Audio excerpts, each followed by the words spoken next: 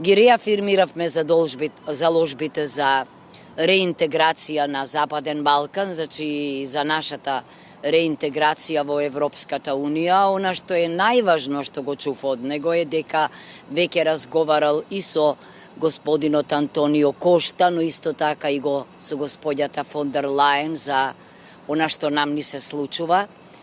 И не само како член на групата пријатели наши, туку исто така и како голем пријател на Западниот Балкан, рече дека не сме Европската Унија да дозволи ние да бидеме жртва на идентитетски прашања или на билатерализација врзана за идентитетските прашања.